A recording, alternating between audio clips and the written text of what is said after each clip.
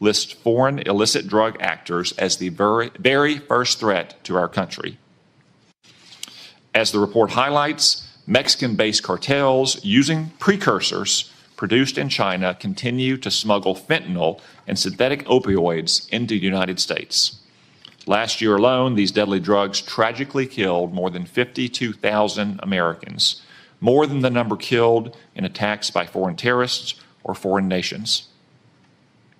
Given these threats, we have to ask, are our intelligence agencies well postured against these threats? I'm afraid the answer is no, at least not yet. As the world became more dangerous in recent years, our intelligence agencies got more politicized, more bureaucratic, and more focused on promulgating opinions rather than gathering facts. As a result of these misplaced priorities, we've been caught off guard and left in the dark too often. I know that all of you agree that the core mission of the intelligence community is to steal our adversaries' secrets and convey them to policymakers to protect the United States. At the same time, it's not the role of intelligence agencies to make policy, to justify presidential action, or to operate like other federal agencies. After years of drift, the intelligence community must recommit to its core mission of collecting clandestine intelligence from adversaries whose main objective is to destroy our nation and our way of life. The reason is not that our intelligence community lacks dedicated patriots who show up to work every day to protect the American people. On the contrary, it has an abundance of them. The reasons are a misuse of resources, bureaucratic bloat, a default to play it safe, and a past administration that prioritized social engineering over espionage. Coupled with recent failures, the finding in today's Worldwide Threat Report should be a wake-up call to all of us to get our house in order. The status quo is proving inadequate to provide the President and Congress with the intelligence needed to protect the American people. As more storms gather, America's intelligence capabilities require urgent reform and revitalization. As the chairman of this committee, I look forward to working with each of you to strengthen America's intelligence edge and refocus our intelligence community on its core mission, stealing secrets. The American people deserve nothing less. We've assembled an impressive team to get this done, and I look forward to hearing your comments. Now I recognize the Vice Chairman for opening remarks. Well, thank you, Mr. Chairman, and good morning, everybody. I want to thank all the witnesses for being here. I got to say, I've been on the committee now for 14 years, and this year's assessment is clearly one of the most complicated and challenging in my tenure on the committee. And I want to get into that in a moment, but I want to first of all address the recent story that has broken in the news.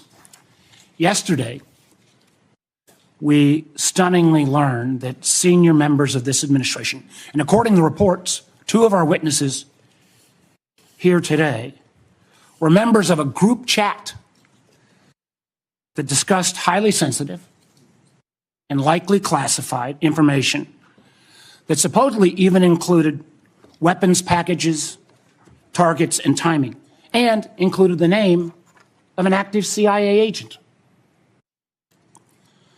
Putting aside for a moment that classified information should never be discussed over an unclassified system, it's also just mind-boggling to me that all these senior folks were on this line and nobody bothered to even check Security Hygiene 101. Who are all the names? Who are they? Well, it apparently included a journalist. And no matter how much the Secretary of Defense or others want to disparage him, this journalist had at least the ethics to not report, I think, everything he heard. Question I raise is like, everybody on this committee gets briefed on security protocols. We're told you don't make calls outside of SCIFs of this kind of classified nature. We don't know, and I'm going to ask, obviously. Director Gabbard is the executive in charge of all, keeping our secrets safe. Were these government devices? Were they personal devices? Had the devices been collected to make sure there's no malware? There's plenty of declassified information that shows that our adversaries, China and Russia, are trying to break in to encrypted systems like Signal. I can just say this, if this was the case of a military officer or an intelligence officer and they had this kind of behavior, they would be fired. I think this is one more example of the kind of sloppy, careless, incompetent behavior, particularly towards classified information, that this is not a one-off or a first-time error. Let me take a couple minutes and review some of the other reckless choices that this administration has made regarding our national security. We all recall, it seems like it wasn't that long ago, but less than 2 months ago, in the first 2 weeks, the administration canceled all U.S. foreign assistance. Now, some may say, how bad can that be? It's foreign assistance. Well, U.S. foreign assistance paid for the units in Ukraine that provide air defense to civilian cities being attacked by Russia. Foreign assistance paid for guarding camps in Syria where ISIS fighters are detained. Foreign assistance paid for programs abroad that ensure that diseases like Ebola don't come home. And until recently, it paid for the construction of a railway in Africa that would have helped given the United States much needed access to critical minerals in Congo. Now that project, China's going to try to finance it. As well, in the first 2 weeks, Director Patel, the administration fired several of our most experienced FBI agents, including the head of the Criminal Investigative Division, the head of the Intelligence Division, the head of the Counterterrorism Division, the heads of the New York, Washington, and Miami field office, all individuals who were distinctly and directly responsible for helping to keep America safe. The irony a little bit was the recently dismissed head of the Counterterrorism Division was involved in disrupting the ISIS attacks planned for Oklahoma City and Philadelphia and helped lead the effort to bring to justice the key planner of the Abbey Gate bombing in Afghanistan that killed 13 U.S. servicemen and 150 civilians. That very Abbey Gate effort was actually praised by the president in his State of the Union address. Yet the administration's response to these agents, I believe, good works and years of service, was to force these folks out. It's hard to imagine how that makes our country safer. Nor can I understand how Americans are made more secure by firing more than 300 staff at the National Nuclear Security Administration, including those responsible for overseeing the security and safety of the nuclear stockpile. Or by ousting 130 employees at CISA, the agency directly responsible for trying to take on China's Salt Typhoon attack. Again, after Salt Typhoon, I would have thought folks on that group chat might have thought twice. Or how we made safer by sacking 1,000 employees at the CDC and NIH who are actually directly working on trying to keep our country safe from disease. Or by pushing out hundreds of intelligence officers. The amazing thing is that our intelligence officers, they're not interchangeable like a Twitter coder.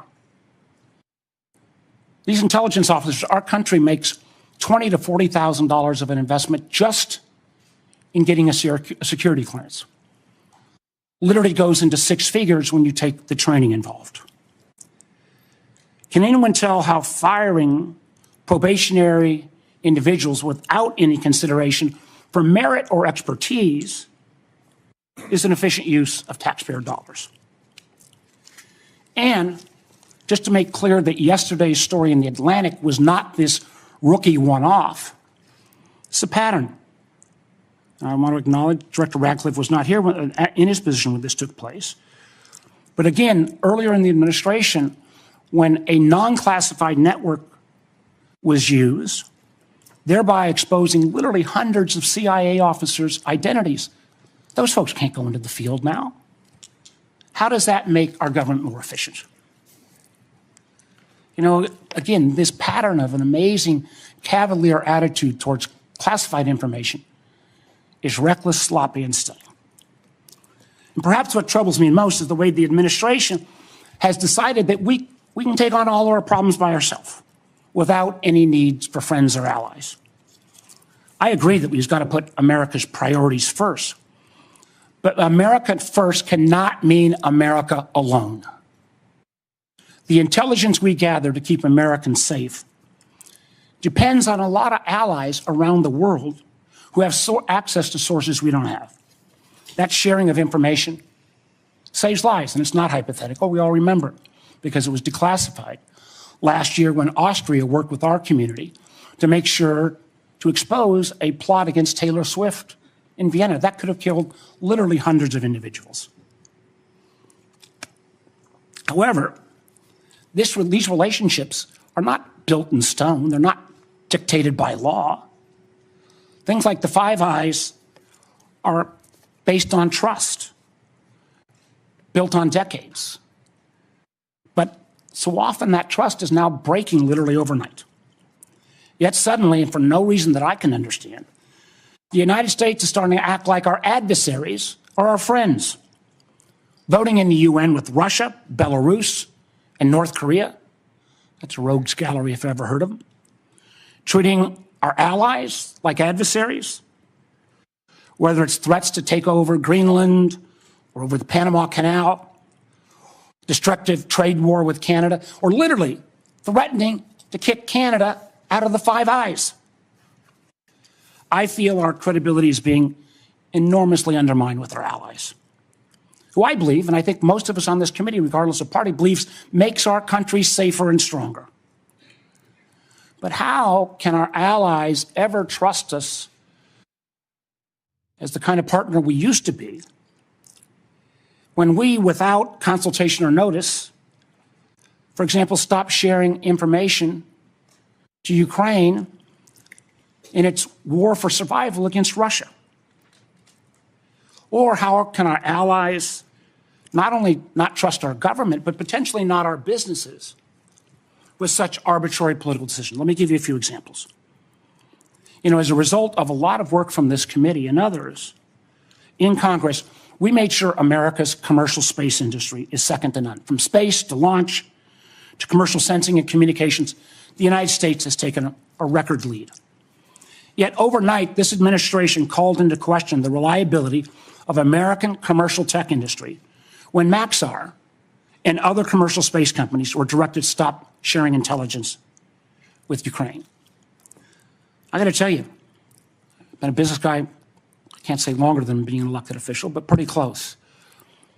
That shockwave across all of commercial space, and frankly, not just commercial space, I've heard it from some of our hyperscalers in the tech community, has sent an enormous chill. Who's going to hire an American commercial space company, government or foreign business, with the ability to have that taken down so arbitrarily? And it's not just in the case of commercial space. We've seen that Canada, Germany, Portugal have all been saying they're rethinking buying F-35s. I've heard from Microsoft and Google directly and Amazon that they're having questions about whether they can still sell their services. We've also seen foreign adversaries and friends take advantage of this rift in our national security areas and our scientists. Germany has already put out ads trying to attract some of our best scientists who've been rifted. And the Chinese intelligence agencies are posting on social media sites in the hopes of luring individuals with that national security clearance who've been pushed out, perhaps arbitrarily, to come into their service. So no, the Signal fiasco is not a one-off. It is unfortunately a pattern we're seeing too often repeated. I fear that we feel the erosion of trust from our workplace, from our companies, and from our allies and partners can't be put back in the bottle overnight. Make no mistake, these actions make America less safe. Thank you, Mr. Chairman. Before I turn to the witnesses hearing, I want to welcome everyone in our large audience today. I also want to note that we will not tolerate any disruptions of the witnesses' testimony or senators' questions and the witnesses' answers. You'll note that we have a large contingent of Capitol Police in the room.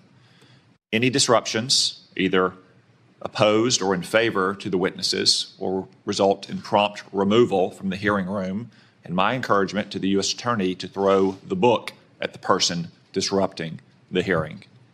No offense, but we all came to hear the witnesses, no one else in the room. Director Gabbard, I understand you'll make a statement for the panel of witnesses. Thank you, Mr. Chairman, Vice Chair, members of the committee. Thanks for the opportunity for us to be here to present you the intelligence community's 2025 annual threat assessment. I'm joined here this morning by my colleagues from the CIA, DIA, FBI, and NSA. Our testimony offers the collective assessment of the 18 U.S. intelligence elements making up the U.S. Intel community and draws on intelligence collection and information available to the IC from open source and private sector and the expertise of our analysts. This report evaluates what the IC assesses most threatens our people and our nation's ability to live in a peaceful, free, secure, and prosperous society. As you know, we face an increasingly complex threat environment that is threatening us here at home and our interests abroad. I'll begin by focusing on what most immediately and directly threatens the United States and the well-being of the American people: non-state criminal groups and terrorists putting American lives and livelihood at risk. Then I'll focus on the key nation states who have the capability to threaten the interests of the United States. In this complex environment, non-state and state actors are able to exploit or take advantage of the effects of each other's activities. Conventional and asymmetrical capabilities, even the traditionally weakest of actors are able to acquire from available advanced technologies, creates an even more complex and serious threat landscape. First, I'll highlight the threats presented by several non-state actors. Cartels, gangs, and other transnational criminal organizations in our part of the world are engaging in a wide array of illicit activity, from narcotics trafficking to money laundering to smuggling of illegal immigrants and human trafficking, which endanger the health, welfare, and safety of everyday Americans. Based on the latest reporting available for a year-long period ending October 2024, cartels were largely responsible for the deaths of more than 54,000 U.S. citizens from synthetic opioids. Mexico-based transnational criminal organizations, or TCOs, are the main suppliers of illicit fentanyl to the U.S. market and are adapting to enforcement and regulatory pressures by using multiple sources and methods to procure precursor chemicals and equipment, primarily from China and India, many of which are dual-use chemicals used in legitimate industries. Independent fentanyl producers are also increasingly fragmenting the drug trade in Mexico. The availability of precursor chemicals and ease of making illicit fentanyl have enabled independent actors to increase illicit fentanyl production and smuggling operations in Mexico. Cartels are profiting from human trafficking and have likely facilitated more than 2 million illegal immigrants encountered by law enforcement at the U.S. southwest border in 2024 alone, straining our vital resources and putting the American people at risk. Criminal groups drive much of the unrest and lawlessness in the Western Hemisphere. They also engage in extortion, weapons and human smuggling, and other illicit and dangerous revenue-seeking operations, including kidnappings for ransom, forced labor, and sex trafficking. These and other human traffickers exploit vulnerable individuals and groups by promising well-paying jobs while confiscating their identification documents. They operate in the shadows, exploiting lawlessness in various areas and using coercion and intimidation to control their victims. While these key drivers of migrants are expected to persist, heightened U.S. border security enforcement and deportations under the Trump administration are proving to serve as a deterrent for migrants seeking to illegally cross U.S. borders. U.S. Border Patrol apprehensions along the southwest border in January 2025 dropped 85% from the same period in 2024. Transnational Islamist extremists such as ISIS and Al-Qaeda and affiliated jihadi groups continue to pursue, enable, or inspire attacks against the United States and our citizens abroad and within the homeland to advance their ultimate objective of establishing a global Islamist caliphate. This includes heightened efforts to spread their ideology to recruit and radicalize individuals in the U.S. and the West. While the New Year's Day attacker in New Orleans had no known direct contact with ISIS terrorists, he was influenced and radicalized by ISIS ideological propaganda, as one example. Al-Qaeda and its affiliates continue to call for attacks against the United States as they conduct attacks overseas. These jihadist groups have shown their ability to adapt and evolve, including using new technologies and tactics to spread their ideology and recruit new followers. A range of non-state cyber criminals are also targeting our economic interests, critical infrastructure, and advanced commercial capability for extortion, other coercive pursuits, and financial gain. These actors use a variety of tactics, including phishing, ransomware, and denial of service attacks, to disrupt our systems and steal sensitive and lucrative information using available technologies and U.S. cyber vulnerabilities. Ransomware actors last year, for example, attacked the largest payment processor for U.S. healthcare institutions. And another set of criminal actors conducted cyber attacks against U.S. water utilities. Some of these non-state cyber actors also operate as proxies for or emulate similar activities carried out by major state actors. While these non-state cyber actors often seek financial and intellectual property gains, they also carry out cyber operations for espionage purposes, targeting our critical infrastructure. Turning to key state actors, the IC sees China, Russia, Iran, and North Korea engaging in activities that could challenge U.S. capabilities and interests, especially related to our security and economy. These actors are in some cases working together in different areas to target U.S. interests and to protect themselves from U.S. sanctions. At this point, the IC assesses that China is our most capable strategic competitor. Under the leadership of President Xi Jinping, the People's Republic of China seeks to position itself as a leading power on the world stage, economically, technologically, and militarily. Beijing is driven in part by a belief that Washington is pursuing a broad effort to contain China's rise and undermine CCP rule. China's most serious domestic challenge is probably China's slowing economy and potential instability if socioeconomic grievances lead to large-scale unrest. Growing economic tensions with the United States and other countries could also weigh on China's plans for economic growth and domestic job creation. China's military is fielding advanced capabilities, including hypersonic weapons, stealth aircraft, advanced submarines, stronger space and cyber warfare assets, and a larger arsenal of nuclear weapons.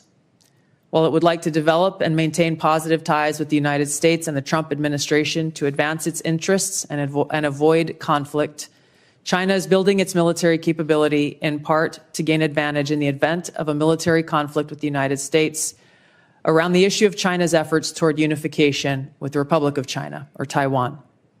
China's military is also expanding its presence in the Asia-Pacific region with a focus on disputed territorial claims in both the East China and South China Seas. Beijing is advancing its cyber capabilities for sophisticated operations aimed at stealing sensitive U.S. government and private sector information and pre-positioning additional asymmetric attack options that may be deployed in a conflict. China's cyber activities have been linked to multiple high-profile breaches, including last year's massive compromise of U.S. telecom infrastructure, commonly referred to as Salt Typhoon. Beijing currently dominates global markets and strategically important supply chains, for example, with the mining and processing of several critical minerals. In December, China imposed an export ban to the United States on gallium, germanium, and antimony, all of which are important to the production of semiconductors and our defense technologies.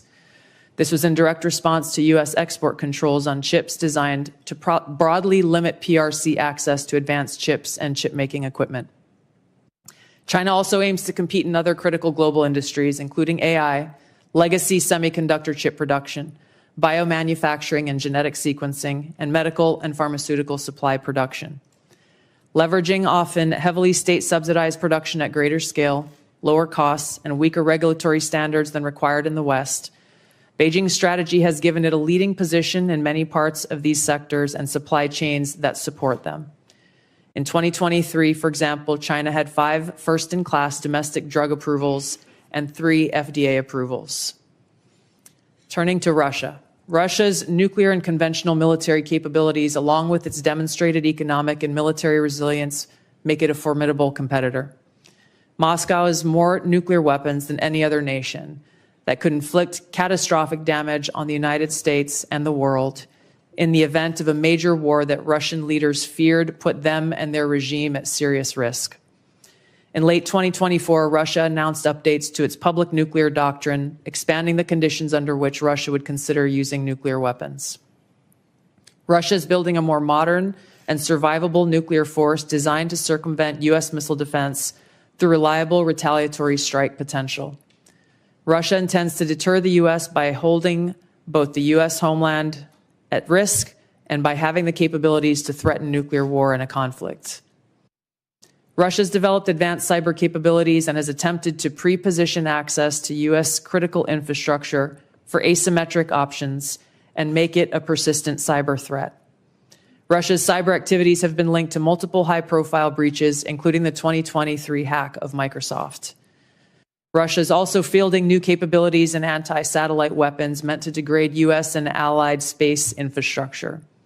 Among Russia's most concerning developments is a new satellite intended to carry a nuclear weapon as an anti-satellite weapon, violating long-standing international law against such activity and putting the U.S. and global economy at risk. Iran continues to seek expansion of its influence in the Middle East, despite the degradation to its proxies and defenses during the Gaza conflict. Iran has developed and maintains ballistic missiles, cruise missiles, and UAVs, including systems capable of striking U.S. targets and allies in the region. Tehran has shown a willingness to use these weapons, including during a 2020 attack on U.S. forces in Iraq and in attacks against Israel in April and October 2024. Iran's cyber operations and capabilities also present a serious threat to U.S. networks and data. The IC continues to assess that Iran is not building a nuclear weapon, and Supreme Leader Khamenei has not authorized the nuclear weapons program that he suspended in 2003. The IC continues to monitor closely if Tehran decides to reauthorize its nuclear weapons program. In the past year, we've seen an erosion of a decades-long taboo in Iran on discussing nuclear weapons in public, likely emboldening nuclear weapons advocates within Iran's decision-making apparatus. Iran's enriched uranium stockpile is at its highest levels and is unprecedented for a state without nuclear weapons.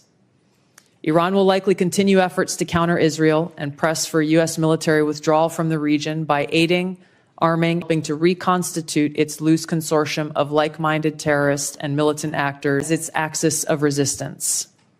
Although weakened, this collection of actors still presents a wide range of threats, including to Israel's population, U.S. forces deployed in Iraq and Syria, and to U.S. and international military and commercial shipping and transit.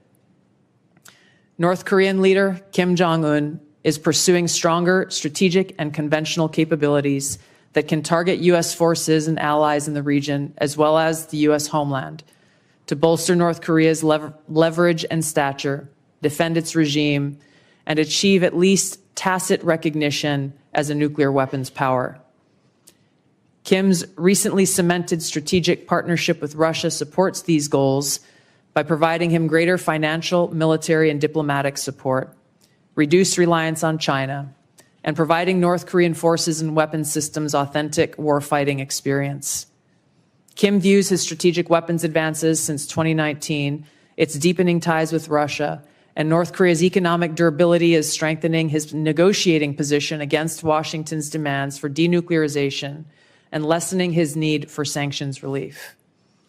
North Korea is probably prepared to conduct another nuclear test on short notice and continues to flight test its ICBMs to demonstrate their increasing capabilities as leverage in future negotiations.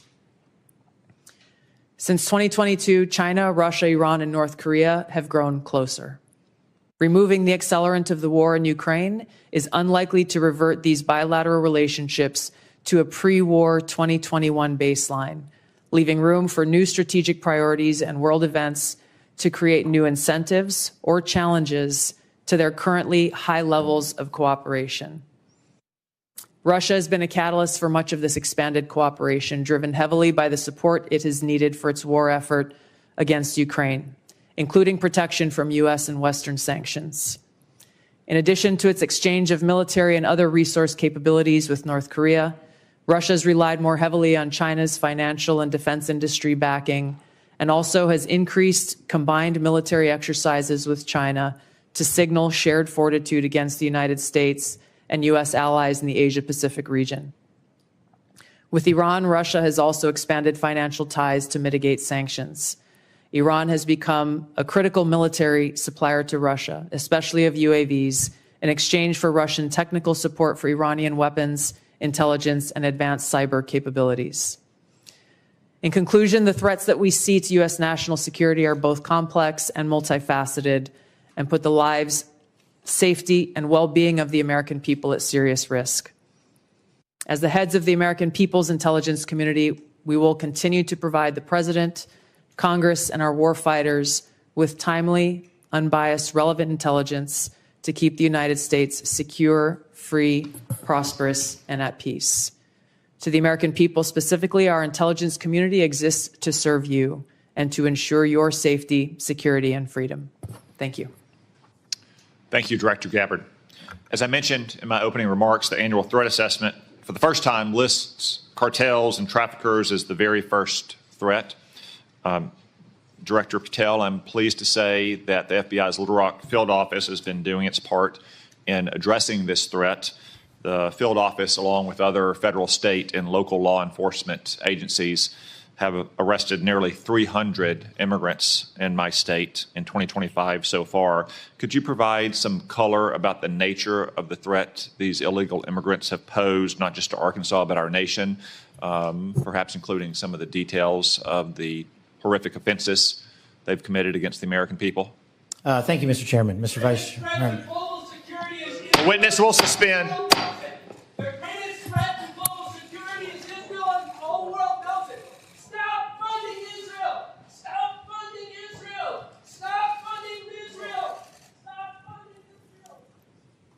So that protester was a code pink lunatic saying the greatest threat to world peace is funding Israel.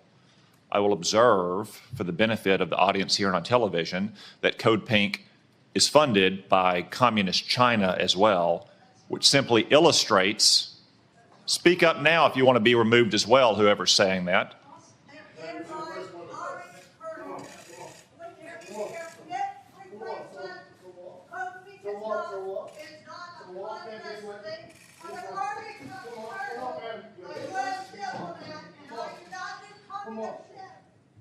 If anyone else would like to join them, speak now, please, so we don't have any more disruptions.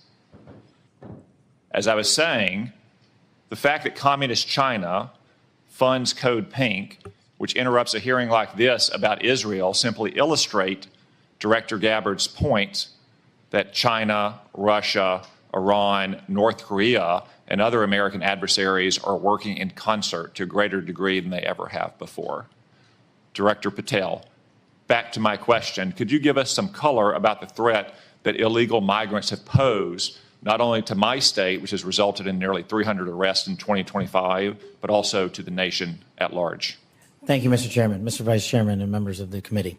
I appreciate the time to address you all. Specifically to Arkansas, Senator, the priorities at the FBI, which I identified during my confirmation hearing and since, is attacking violent crime along with national security. And every single state in this country is a border state. Arkansas is no exception. Allow me to highlight the work of the men and women in the FBI and state and local law enforcement in the state of Arkansas. Since February 5th alone, we've had 220 illegal immigrants arrested on charges varying from violent offenses, weapons offenses, narcotics offenses, and serious violent felonies. 253 separate individuals have been charged related to those offenses. And here's something I want the American people to hear about narcotics and countering narcotics. Thousands of pounds of narcotics were seized in these 3 weeks in the state of Arkansas. thousands, worth tens of millions of dollars. Everything from fentanyl to meth to cocaine to heroin to marijuana and more, and also including manufactured drugs. The FBI does have the biggest footprint in Arkansas, but we could not achieve this mission without our state and local law enforcement partners, which has been one of the priorities since I took the helm at the FBI. They provide the greatest ground level intelligence to conduct these operations in Arkansas and in every single state across the union. Since February 5th, we've assisted with the arrest of hundreds of criminals and illegals throughout your state, and that was just a 3-week operation. Prior to that, Senator, there was a bust of 17 federal indictments relating to a meth lab in the state of Arkansas in the southwest corner of your state. All of those individuals are now facing prosecution for hundreds of pounds of illegal opioids, guns, and other illicit material. So we will continue to do that work. We will work it 7 days a week, 365 days a year, not just in your state, Mr. Chairman, but in every state. Thank you, Director Patel. As Director Gabbard highlighted from the annual threat report, Director Ratcliffe, many, if not most, of the chemical precursors for deadly fentanyl produced by Mexican drug cartels originates in China. China, of course, is a techno-totalitarian police state. They have technology to monitor their own people that Soviet Russia could have only imagined. Is there any reason, Director Ratcliffe, to believe that China could not monitor and crack down on this flow of chemical precursors to Mexico if it chose to do so? Thank you, Senator, for the question. No, there's nothing that prevent China, the People's Republic of China, from cracking down on fentanyl precursors. As you well know, Senator, one of the reasons that they don't is that there are more than 600 PRC-related companies that produce those precursor chemicals in an industry that generates $1.5 trillion. That is one of the reasons that we see that Chinese efforts to affect the fentanyl precursors are really limited in nature and intermittent in nature, and not a dedicated effort to enforce their own laws and regulations to crack down on this. Thank you, Director Ratcliffe. I have many more questions I could ask, but I'm going to try to lead by example and stay within the 5-minute limit for the benefit of senators. I remind everyone there is a vote scheduled at noon. I hope to finish the open portion of this hearing before that vote closes, after which time we'll move to the closed portion. The Vice Chairman. Thank you, Mr. Chairman. I'll be happy to take your extra 13 seconds, but I want to go back to what I addressed at the outset. I mean, this was not only sloppy, it not only violated all procedures, but if this information had gotten out, American lives could have been lost. The Houthis had this information, could reposition their defensive systems. So I want to get a little more information about this. Director Gabbard, did you participate in the group chat with Secretary of Defense and other Trump senior officials discussing the Yemen war plans?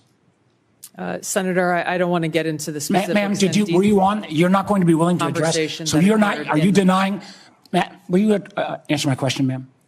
You were not TG on this group chat. I'm not going to get into the specifics. So you refuse to acknowledge whether you were on this group chat.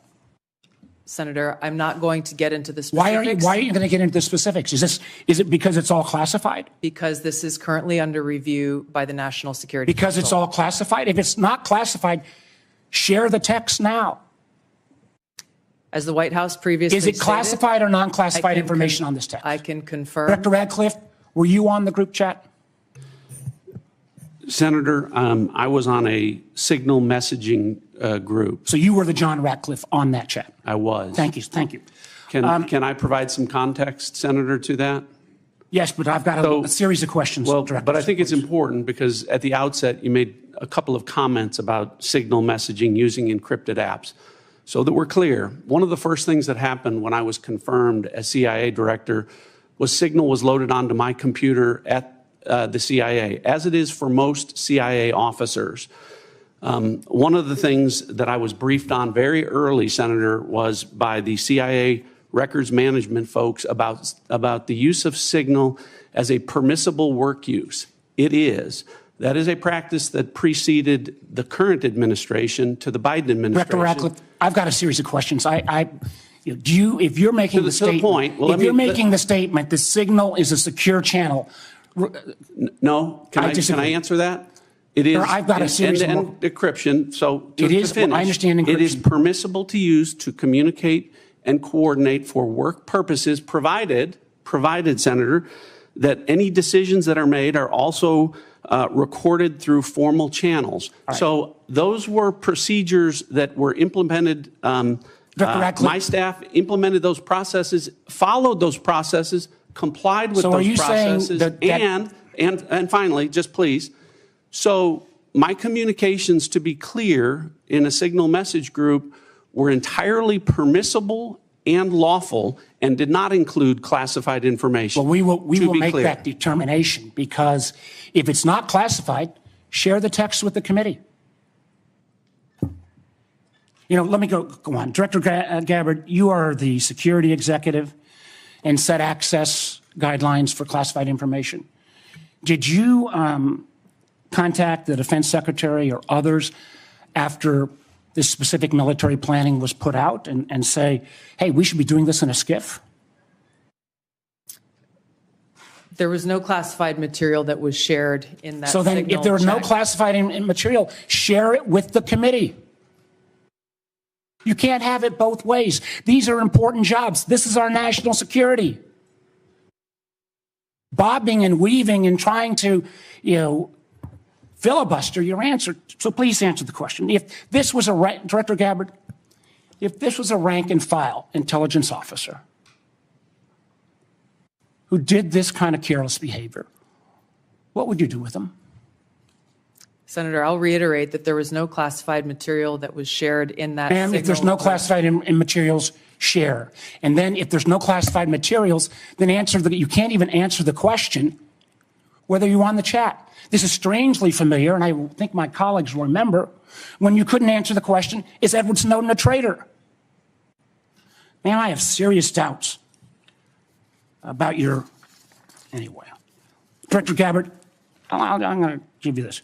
Tweeted just 11 days ago, and I'm quoting you, any unauthorized release of classified information is a violation of the law and will be treated as such.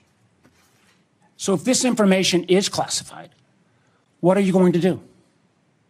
Senator, 2 points here. First of all, there's a difference between inadvertent release versus careless and sloppy, malicious leaks of classified information. The second point is there was no classified information that was on this committee should get that information. Director Patel, my time's about out, and I'm going to use my 12 seconds up the chairman game. Director Patel, has the FBI launched any investigation of this?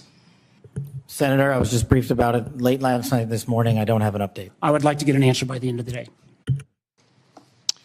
At this point in the ordinary course of affairs, I would recognize Senator Collins. She asked me to express to you that she is under the weather this morning. She regrets her absence, but anticipates submitting written questions to which I would request your prompt replies for the senator.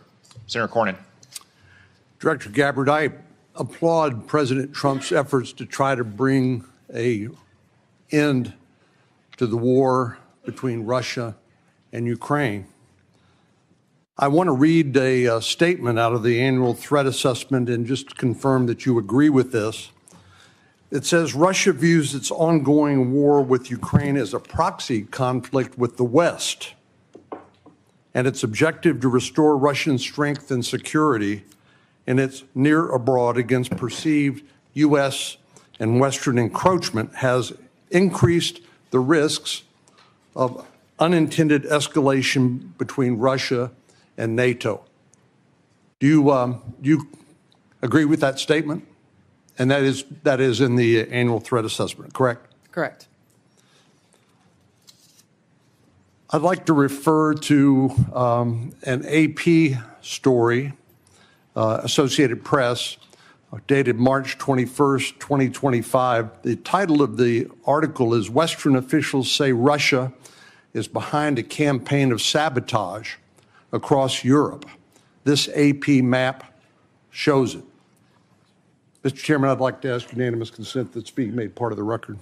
Without objection. The document that AP compiled, and I presume this is through open sources, documented 59 incidents, including cyber attacks, spreading propaganda, plotting killings, or committing acts of vandalism, arson, sabotage, or espionage. Is that consistent with your understanding and impression of what Russia's currently engaged in Europe? Senator, I haven't seen that specific article, but I can confirm that we assess Russia's attempts to conduct such sabotage activities in Europe. Thank you. One of the things that I'm most concerned about following some of the discussions between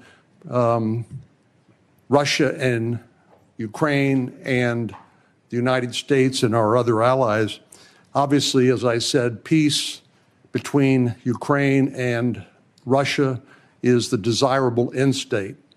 I think you'd have to be crazy to say otherwise. But I also want to talk a little bit about the unexpected or maybe unintended consequences of European insecurity. I know the incoming Chancellor of Germany has talked about the possibility that Germany might share its nuclear weapons with Ukraine and suggested that the UK would be part of that. I know that Poland has talked about acquiring nuclear weapons, and perhaps other European countries to make up for what they view as a receding of the American umbrella of protection. General Krause, what would be the result of a proliferation of nuclear weapon-armed countries in Europe if, in fact, that would occur as a result of the perception of European insecurity? Senator, thank you for the question. One of the things that the intelligence community works very hard on is to understand who has nuclear weapons throughout the planet. And as discussed in the opening statements, both by the chair and by Director Gabbard, the proliferation and the increase in the types and the lethality of nuclear weapons is one of the things that we have to track and we as a nation are going to have to face. It has changed dramatically in the last 5 years and will continue to change over the next 5 years. The addition of additional countries which have their own deterrence policies and will act in a nuclear dialogue, or the presence of those weapons, the security of those weapons, the movement and the threat of use of those weapons complicates the environment by which all of us will operate and will complicate all of the decisions by which all future conflict and the political decisions that we support of the decision makers. It makes the world a more dangerous place, does it not? Senator, yes, it does. And just by way of history, Ukraine used to have the third largest arsenal of nuclear weapons on the planet. But as a result of negotiations between Russia and Ukraine and the United Kingdom, the Budapest Memorandum documented a commitment by Russia and the United States to protect the territorial integrity of Ukraine in exchange for them giving up their nuclear weapons. Did I correctly summarize the content of the Budapest Memorandum back in 1994? Yes, Senator, you did, and Ukraine willingly gave up its weapons for the protection of others. Thank you very much. Senator Wyden. Thank you, Mr. Chairman. And obviously, my colleagues and I feel very strongly about the war planning meeting over unclassified phones. Obviously reckless, obviously dangerous. Both the mishandling of classified information and the deliberate destruction of federal records are potential crimes that ought to be investigated immediately. And I want to make clear that I'm of the view that there ought to be resignation, starting with the National Security Advisor and the Secretary of Defense. Director Ratcliffe and Director Gabbard, have you participated in any other group chats with senior Trump administration officials in which classified information was shared using phones that weren't cleared for such information? Question for the two of you. Senator, thank you for the question. I haven't, your question was, have I participated in any other group chats sharing classified information? To be clear, I haven't participated in any signal group messaging that relates to any classified information at all. Okay. Director Gabbard? Senator, I have the same answer. I have not participated in any signal group chat or any other chat on another app that contained any classified information. Yeah, and I just think it's important to follow through here. Would the two of you cooperate with an audit to confirm that that is that is the case? I have no objection. Senator, I'll certainly comply with any follow-up that the National Security Council would deem appropriate. But again, to be clear, the use of signal message end-to-end encryption applications is permissible and was, in this case, used permissibly, at least to my understanding, and in a lawful manner. The seriousness of this is so clear. That's why I want to have an audit, and both of you gave me an answer indicating that you would be open to that, and I appreciate it. Director Patel, you weren't in this particular group chat, but have you participated in any chats on unclassified phones with other administration officials relating to national security? And if so, on what other topics? Thank you for your question, Senator, and not that I can recall. Okay. Question I have for you, Director Gabbard, involves this question of Elon Musk wasn't going to see the military's China war plans because he said he, quote, has business in China and he would be susceptible perhaps to that. That was his comment. So as DNI, you're responsible for security clearance policies across the government. Under your watch, how are you going to go about carrying out this obligation? Because I think it obviously is a very significant one in terms of American national security. Thank you, Senator. As you know, the Office of the Director of National Intelligence provides oversight over these different 18 intelligence elements. Leaders within those elements are empowered with that responsibility to uphold the trust that the American people have placed in them. In this example that you've cited, both Secretary Hegseth as well as President Trump completely denied the assertion that Elon Musk was going to receive any kind of classified war plan brief pertaining to China or any other country. So on the question of whether the president has the prerogative to get clearances is really the area that I want to touch on, because you're formally responsible for security clearance policies, and that's why I'm asking about it. So can a president decide who gets the clearance? Yes. So what about your role? You're formally responsible for security clearance policies. That is also true. So how do we resolve it? The president just gets his way. The elected president and commander-in-chief has the authority to provide a security clearance to those who he deems necessary. Mr. Chairman, and to the ranking member, I think we have to have a further discussion on this and figure out what the ground rules, are. I think it's clear what the director says. I just think we need more clarity, because I have formal responsibility for security clearances, and now we've heard that this. It matters. There are a lot of citizens of our country right now that have much greater security in their life because of the work that you do and the people that are working around you do. So I just want to say I appreciate that. For the folks in Oklahoma, they would definitely want me to be able to say thank you for your service. Let me ask a couple of questions on this. Director Gabbard, let me start with you on this. Iran has been listed as one of the top sponsors of terrorism for a very long time. They are the primary armors of Hezbollah, of Hamas, of the Houthis. They're arming the Russians to be able to kill Ukrainians. They continue to be able to destabilize the region. And just in the recent days, when many nations in the Gulf region have talked about how to provide greater stability, Iranian leadership stepped out and made very clear statements. They want a one-state solution for Israel, and it's to drive out all Jews. So this continues to be an issue, not just for the region, but for Americans in particular. So my question is on this is the sanctions and the effect of sanctions, what we know about the Iranian response. Under the Biden administration, those sanctions will turn down, where, quite frankly, Iran has been able to sell $90 billion in oil on the global market to be able to rearm itself and all the others around the region. Now sanctions are now going back on to Iran again. What do we know about the effect of those sanctions?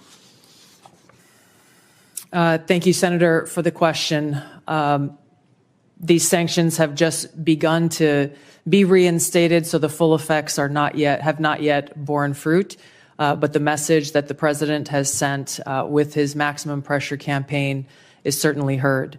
As the chairman mentioned in his opening remarks, President Trump recently sent a letter to the leader of Iran expressing his interest in direct talks in order to try to de-escalate and to prevent war, prevent Iran from gaining a nuclear weapon, but also stated that there would be military consequences if there was no direct negotiations. So President Trump is continuing to carry out his vision and mission of peace through strength, acting in the best interests of the American people. We will see what choices are made from here. Okay, thank you. Director Patel, during the last administration and the very open border policy that they had, we had some years, including 2022 and 2023, where there were 70,000 individuals that were released into the country that were identified as special interest aliens. This is something this committee and the Homeland Security Committee tried over and over again to get details on. The Biden administration was unwilling to be able to share any of the details on the special interest aliens, led to a great amount of frustration. The comment came often back to us is that FBI is going to track all these individuals and to be able to identify them, even though it was 70,000 a year that were coming into the country. You just walked into this position and trying to get your feet on the ground in so many different issues that are outstanding on that. I raised to you the issue of individuals that are currently illegally present in the country going through a process but are listed as special interest aliens. By definition from the administration, those are individuals that we don't know their level of risk, but they're considered a national security risk, but we don't know anything else about them from there. So how are you trying to get on top of the number of people that are criminal aliens in the country, but also these special interest aliens that come from terrorist areas? Thank you, Senator. Appreciate your question. As far as the FBI is concerned, you hit on it. Criminal. So we are focused across our interagency partners at DHS, ICE, CBP, CISA, and elsewhere to identify through our information sharing networks that we have stood up with state and local law enforcement to provide us the details on any criminal evidence relating to any of the individuals you highlighted. And if there's a nexus there, a case will be opened, by the line agents who predicated lawful and factual basis to do so. And we will further refer that matter to the Department of Justice for prosecution. We are reviewing all of these cases anew, and we will report back to you, Senator, with some fidelity on the outcome of that process. Okay, thank you. Are you getting good feedback from social media technology companies and cooperation from them on illegal activities that are promoted on their site? All the different sites have rules and standards for what can and can't be done on that. But for instance, in the border areas, many of the sites are allowing child trafficking, or they're allowing basically the hiring of Americans to come be drivers and such, and they know this is being circumvented. Are they working with you on that to be able to take illegal content off their sites? Thank you, Senator. And we have engaged directly at the top levels of all the private sector software communities and social media companies, and they have been very helpful because they have been told that this is a priority for me at the FBI to work with them because they have so much information to share back with us. Now, that's, of course, just on the public systems. We're not talking about the dark net. Thank you. Thank you, Mr. Chairman. Senator Heinrich. Thank you, Chairman. Director Ratcliffe, I want to start with you. Who determined that the content of this discussion on Signal was not classified? Senator, I guess I'm not. Well, for example, I can speak to my personal knowledge. There was no classified agent mentioned as part of this story. Normally, that would be classified information. So I guess what I'm asking is, did you just determine it was not classified, or was there any declassification after the fact? So to be clear, so everyone understands the process, as we talked about, Signal is a permissible use. I understand has been used that. at the CIA, has been approved by the White House for senior officials. And appropriate for many conversations. And recommended by CISA for high-level officials who would be targeted by foreign adversaries to use end-to-end encrypted apps whenever possible, like Signal. In this case, what the National Security Advisor did was to request through a Signal message that there be coordination. So you mentioned the name of a CIA active officer, correct? So I didn't mention the name. You didn't mention the name. Existence of that. And in the article, the implication was that somehow that was improper. That was not the case. So a CIA officer was not operating undercover. So the request for coordination was for a staff member to coordinate on the high side. So I communicated the name of a CIA officer not operating undercover, completely appropriate, who does openly and routinely coordinate with the White House as a member of my staff. So the intimation there that there was something inappropriate was clearly incorrect. Did it occur to you that given the sensitive nature of this discussion, that it could just move to the high side?